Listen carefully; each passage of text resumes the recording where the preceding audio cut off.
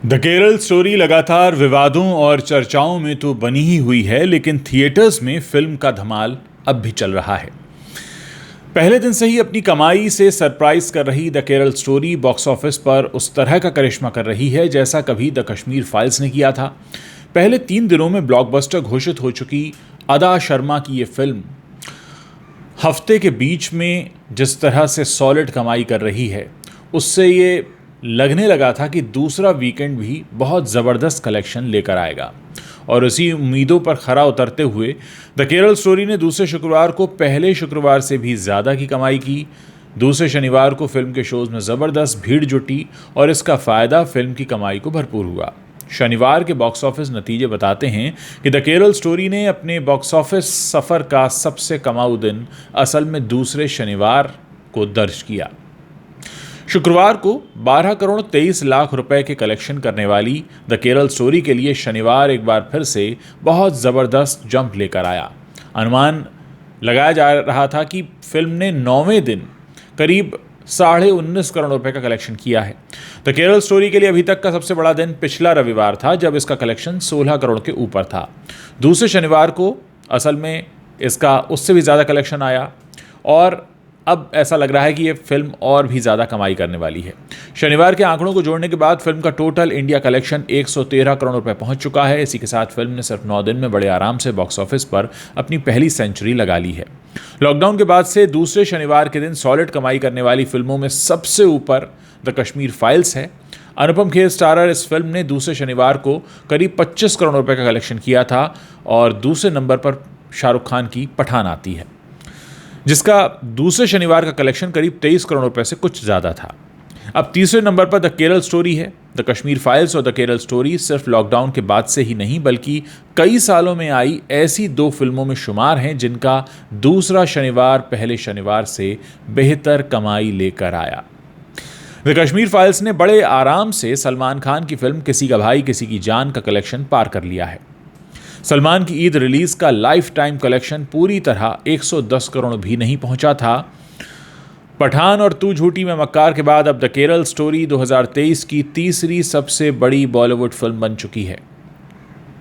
पठान 543 यानी 543 करोड़ रुपीस की कमाई के साथ इस साल के अंत में भी सबसे बड़ी बॉलीवुड फिल्म रह सकती है, लेकिन केरल स्टोरी की बात करें तो वो जल्द ही रणबीर कपूर की फिल्म तू झूठी में मक्कार को ओवरटेक करके दूसरी टॉप फिल्म बनने ही वाली है। तू झूठी में मक्कार का नेट इंडिया कलेक्शन 147 करोड़ था। रविवार को द केरल स्टोरी का कलेक्शन 20 करोड़ रुपए तक बड़े आराम से पहुंचता नजर आ रहा है, यानी बॉक्स ऑफिस पर दूसरे वीकेंड के बाद द केरल स्टोरी का कलेक्शन 131 से 135 करोड़ के आसपास पहुंच सकता है। सोमवार से फिल्म की कमाई कुछ कम जरूर होगी, मगर फिर भी तीसरे हफ्ते के अंत तक द कश्मीर फाइल्स 150 करोड़ को छू सकती है। अदा शर्मा की द केरल स्टोरी के पास आने वाले हफ्तों में दमदार कमाई करते रहने का शानदार मौका है। 9 जून को शाहिद कपूर की ब्लडी डैडी से पहले थिएटर्स में कोई भी बड़ी हिंदी फिल्म रिलीज नहीं हो रही है, यानी अगले 3 हफ्ते द केरल स्टोरी इसी तरह जमकर कमाई कर सकती है। ऐसे में फिल्म का कलेक्शन 200 करोड़ का आंकड़ा भी छू सकता है, लेकिन देखना दिलचस्प होगा कि क्या द कश्मीर फाइल्स की तरह द केरल स्टोरी 300 करोड़ तक पहुंच पाती है या नहीं। ये तो हुई वो बातें जो आमतौर पर सब लोग कर रहे हैं, लेकिन अब मैं आप लोगों से पूछना चाहता हूं कि क्या हम अपने देश में द केरल स्टोरी जैसी फिल्में देखना चाहते हैं, या क्या हम अपने देश में पठान जैसी फिल्में देखना चाहते हैं, या क्या हम अपने देश में किसी का भाई किसी की जान जैसी फिल्में देखना चाहते हैं। क्या देखना चाहते हैं? अगर हम पठान की बात करें तो कोई भी इस बात से इनकार नहीं करेगा कि उसकी कहानी में कोई दम नहीं था। वो फिल्म सिर्फ इसलिए चली क्योंकि शाहरुख खान बहुत लंबे समय के बाद स्क्रीन पर वापसी कर रहे थे।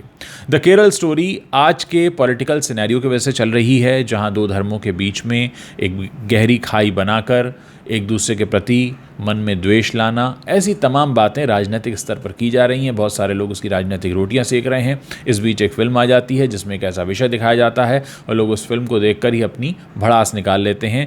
कोई ये नहीं पूछता कि इस फिल्म के बनाने से क्या होगा, क्या हमने वाकई गहराई में जाकर देखा कि समस्या यही है या कहीं और है, या जो समस्या है उसको एक तरफ रखकर सिर्फ कुछ भुनाने की कोशिश की गई है, खासकर चुनाव के टाइम में। ऐसे सवाल हमारे देश में कोई पूछता नहीं है, क्योंकि हमारे देश में एक लहर है, एक धारा बह रही है हाथ जोड़कर भक्ति करने की और सवाल न पूछने की। सवाल पूछने का काम न विपक्ष करता है और न मीडिया और पत्रकार करते हैं, और जनता तो वैसे ही भक्ति में उलझी हुई है। दोस्तों, ये बॉक्स ऑफिस कलेक्शन आएंगे और जाएंगे, लेकिन हमें अपने देश के बारे में सोचने की भी ज़रूरत है कि हम अपने देश में कैसा माहौल चाहते हैं। क्या आपको लगता है द केरल स्टोरी जैसी फिल्में इस वक्त की ज़रूरत हैं, और ऐसी फिल्में बनाकर हम सामाजिक सद्भाव बढ़ा रहे हैं?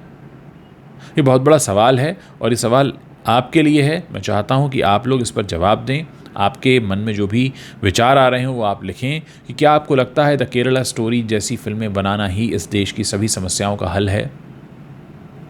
क्या किसी फिल्म निर्माता ने अगर हमारे देश में आई बेरोज़गारी पर, या हमारे देश में हो रहे जनसंख्या विस्फोट पर, या हमारे देश में हो रहे घुसपैठ पर फिल्म बनाई होती तो दर्शकों का इतना ही प्यार मिलता?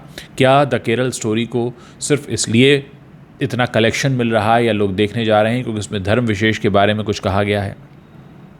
हालांकि कुछ लोगों का मत हो सकता है कि टेररिज्म का कोई धर्म नहीं होता, लेकिन जिस तरह से चीज़ें दिखाई गई हैं। दूसरी बात, 32,000 का आंकड़ा जो पहले कहा गया फिर छिपाया गया, या यूँ कहें कि हटाना पड़ा, उसका क्या जवाब है?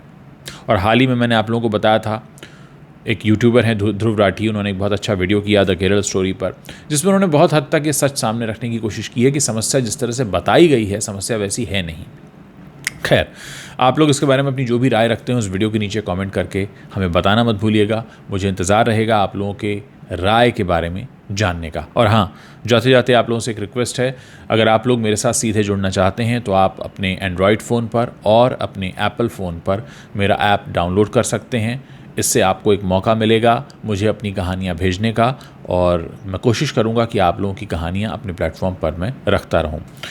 कमेंट करते वक्त न्यूट्रल रहते हुए कमेंट करने की कोशिश कीजिए। अगर आप किसी राजनीतिक विचारधारा से प्रेरित होकर कमेंट करेंगे तो आपके कमेंट में मिलावट आ जाएगी।